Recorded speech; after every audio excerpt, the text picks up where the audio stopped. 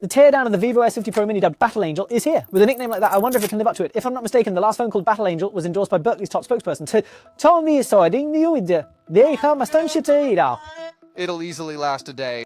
The small screen powerhouse Vivo S50 Pro Mini launched today. I went to the store and bought the 12 Play 512 GB version for $39.99. Its dual layer grating back cover truly looks excellent from different angles.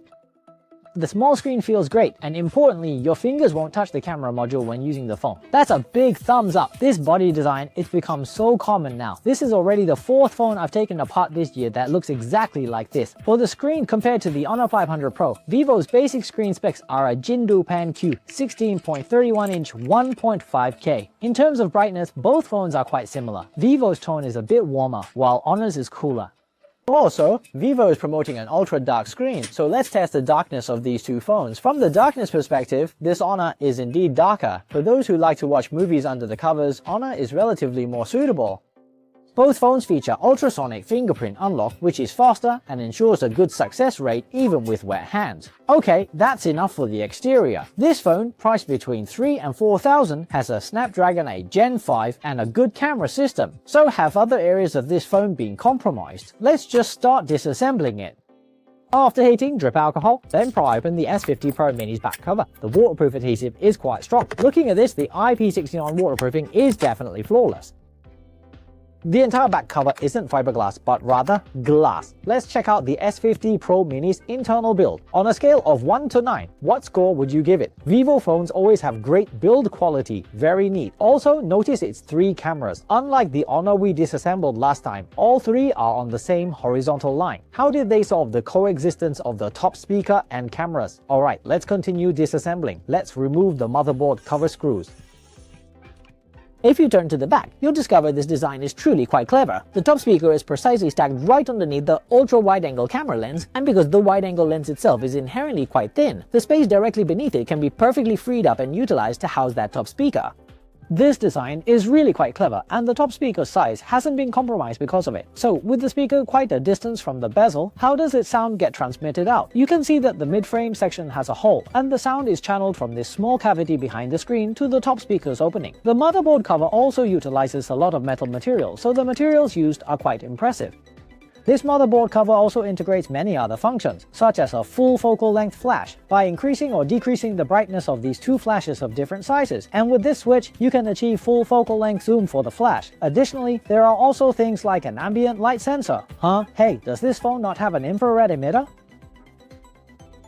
Oh yes, it actually has it, right here in this spot. It's not placed on the mainboard cover, as you'd typically find on classic mainstream devices, and it also features an NFC coil plus 40-watt wireless charging capabilities. Honestly, not many devices in this category truly offer wireless charging. Alright then, let's proceed to remove this entire camera module now.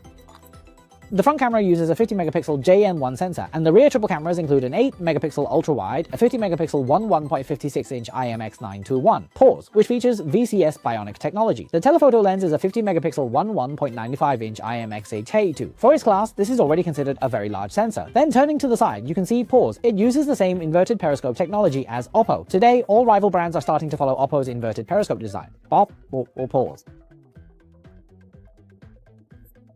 After removing the motherboard, I saw that its upper half uses a single layer design, while the lower half employs a double layer stacked board. Major components like the SoC and RAM are all on the lower section. Alright, let's go ahead and take this shield off. Wow, there's quite a generous amount of thermal paste here. You can clearly see the black component on top is its LPDDR5X Ultra RAM, and the green one right below it is its Snapdragon 8 Gen 5 processor, plus of course a UFS 4.1. This entire powerful trio is truly built to withstand any scrutiny.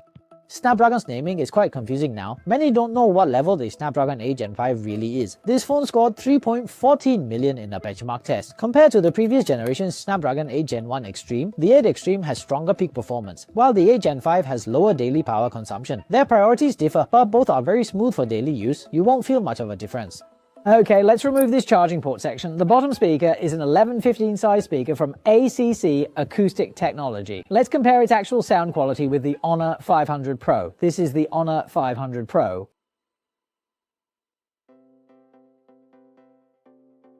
This is the Vivo S50 Pro Mini.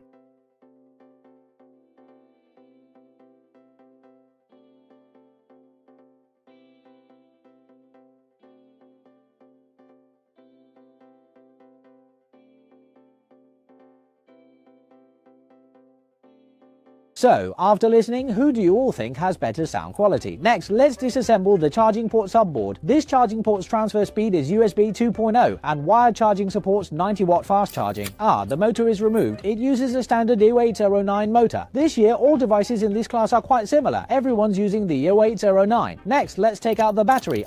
This has a quick release design. The cell dimensions are 54, 63, 85.